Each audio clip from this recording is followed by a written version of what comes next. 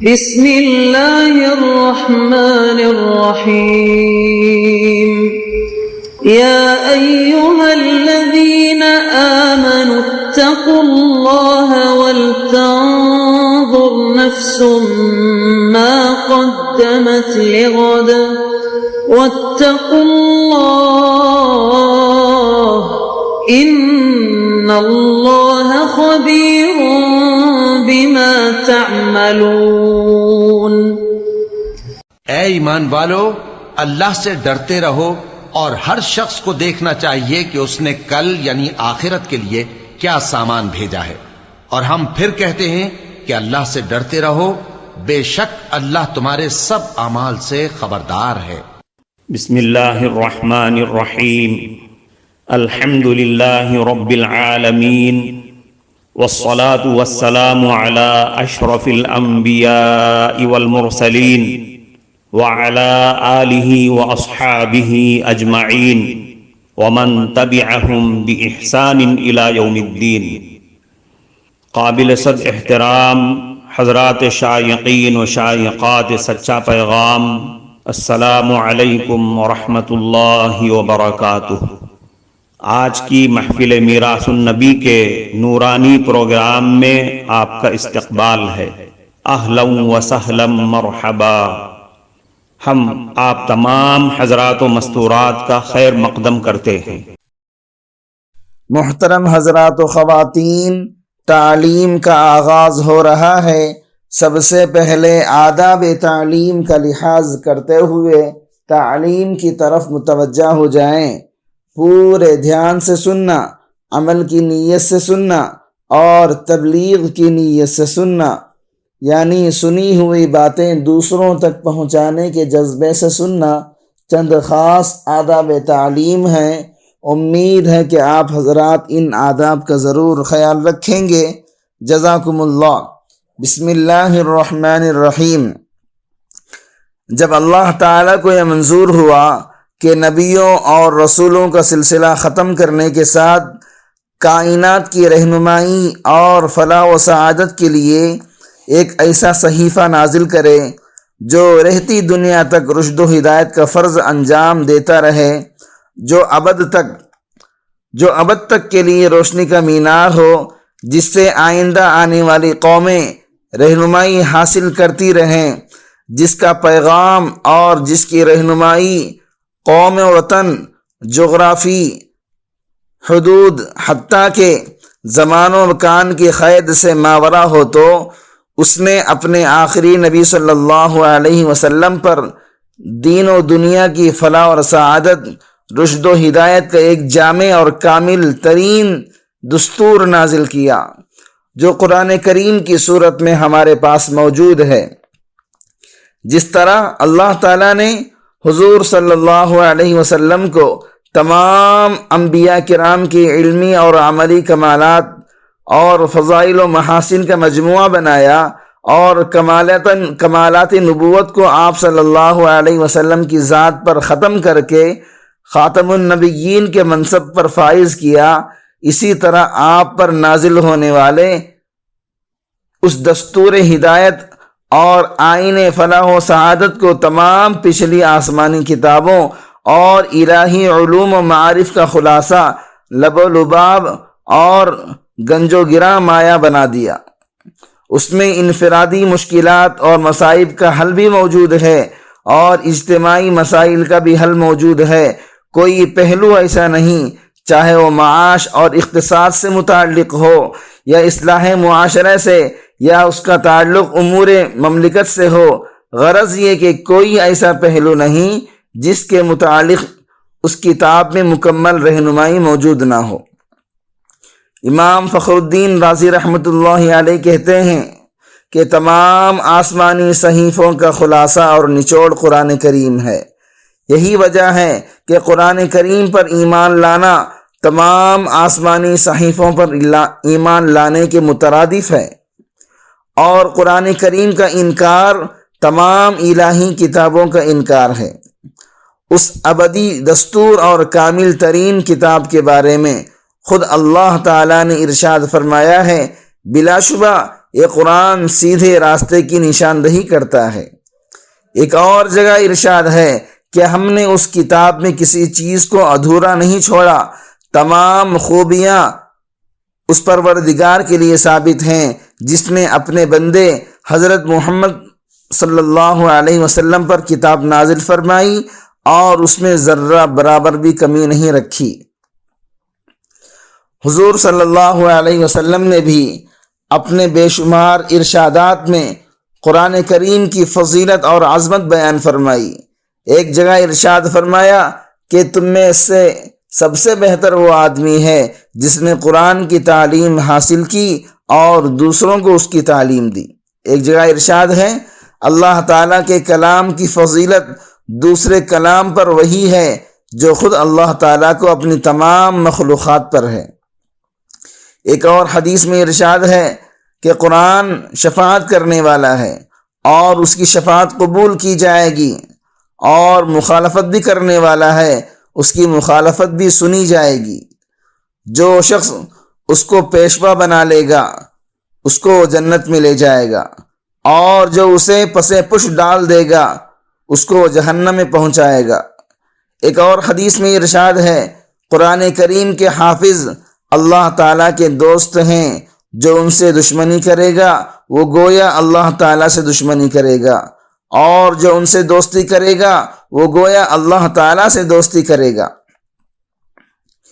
چونکہ قرآن کریم قیامت تک ہر دور اور قوم کے لیے ہدایت اور رہنمائی کا سرچشمہ ہے، اس لیے اس کی حفاظت کا خاص وعدہ اللہ تعالیٰ نے فرمایا ہے۔ اسی طرح قرآن کریم جس زبان میں نازل ہوا وہ ایک زندہ زبان ہے، آج بھی دنیا کے 20 سے زائد ممالک میں یہ زبان بولی جاتی ہے اور ان کی قومی زبان ہے۔ یہ زبان دنیا کی چند بڑی زبانوں میں سے ایک ہے، جبکہ پہلی جتنی آسمانی کتابیں جن زمانوں میں نازل ہوئیں وہ زبانیں مردہ ہو چکی ہیں۔ قرآن کریم کے علاوہ باقی تمام آسمانی کتابیں صرف کسی خاص ملک یا خاص قوم کے لیے تھیں، مگر قرآن کریم ساری دنیا کی انسانیت کے لیے پیغام ہدایت ہے۔ یہ ایک عالمگیر کتاب ہے جس کی تعلیمات ہر دور اور ہر ملک میں قابل عمل واجب العمل ہیں۔ اسی طرح پہلی کتابوں میں سے بعض کتابیں صرف اخلاقی تعلیمات پر مشتمل تھیں، بعض صرف مناجات اور دعاؤں کا مجموعہ تھیں، بعض فقہی مسائل کا مجموعہ تھیں، کسی میں عقائد کا بیان تھا، مگر قرآن کریم ایسی کتاب ہے جس میں ہر پہلو پر روشنی ڈالی گئی۔ اس میں عقائد، اعمال، اخلاق، روحانیت، تاریخی واقعات، مناجات، فقہی مسائل، تجارت، سیاست، معاشرتی آداب، تہذیب و ثقافت کے اصول۔ غرض یہ کہ یہ ایسی جامع کتاب ہے جو زندگی کے ہر شعبے میں رہنمائی کرتی ہے۔ قرآن کریم میں کوئی بات ایسی نہیں جو عقل کے خلاف ہو اور جسے تجربہ اور دلیل سے غرض ثابت کیا جا سکے۔ اس میں کوئی غیر اخلاقی بات نہیں۔ اس نے تمام انبیاء کا ادب اور احترام سکھایا، ان کے بارے میں بتایا کہ وہ نیک اور پرہیزگار تھے۔ قرآن کریم فصاحت و بلاغت کا وہ شہکار ہے جس کا مقابلہ کرنے سے عرب و عجم کے تمام فصیح اور بلیغ لوگ عاجز رہے۔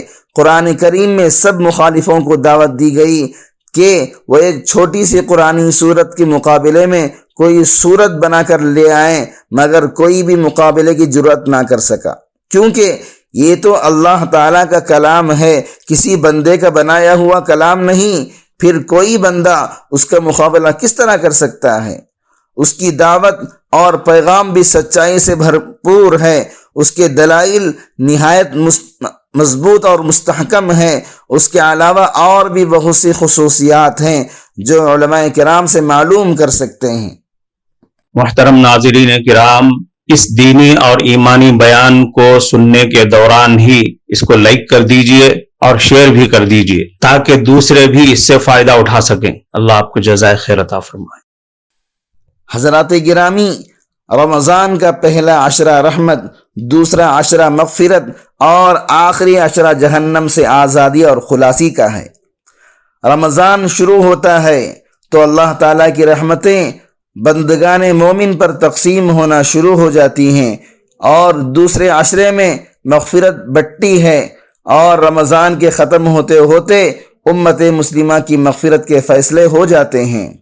اللہ رب العزت کا فضل و کرم ہے کہ ہم پہلے عشرے میں اللہ کی رحمتوں سے سرفراز ہو کر دوسرے عشرے میں مغفرت کا عظیم نعمت سے مالا مال ہو کر اب ہم رمضان کے تیسرے عشرے میں پہنچے ہیں، اور یہ اپنی تمام خصوصیتوں اور سعادتوں کے ساتھ ہم سب امت مسلمہ پر سایہ فگن ہے۔ رمضان کو تمام مہینوں پر فضیلت حاصل ہے، اس لیے کہ اس ماہ مبارک میں اللہ تعالیٰ کی خصوصی توجہات اور عنایات اپنے بندوں پر ہوتی ہیں۔ بس جس طرح سے اس مہینے کی فضیلت پورے سال کے مہینوں پر ہے، اسی طرح اس مہینے کے آخری عشرے کو دوسرے عشروں پر فضیلت حاصل ہے۔ اس لیے سرکار دو عالم صلی اللہ علیہ وسلم اس عشرے میں عبادت کا بہت ہی زیادہ اہتمام اور انصرام فرمایا کرتے تھے۔ حضرت عائشہ صدیقہ رضی اللہ عنہا سے روایت ہے کہ رسول اکرم صلی اللہ علیہ وسلم رمضان کے آخری عشرے میں عبادت میں اور دنوں کے مقابل خوب مجاہدہ فرماتے۔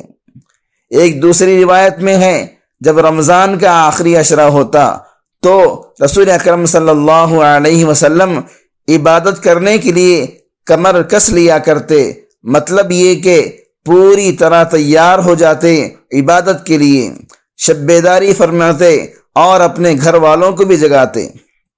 یہ بات عام طور پر معاشرے میں ہوگی کہ رمضان کے ابتدائی ایام میں مسلمانوں کے اندر عبادات، نماز، روزہ، نماز تراویح، تلاوت قرآن، ذکر و وظائف، توبہ اور استغفار کے لیے بڑا ہی جوش و خروش پایا جاتا ہے، مگر جیسے جیسے رمضان کے رحمتوں اور برکتوں والے ایام گزرتے ہیں، صورتحال یہ ہو جاتی ہے کہ مسجدیں نمازیوں سے خالی ہو جاتی ہیں۔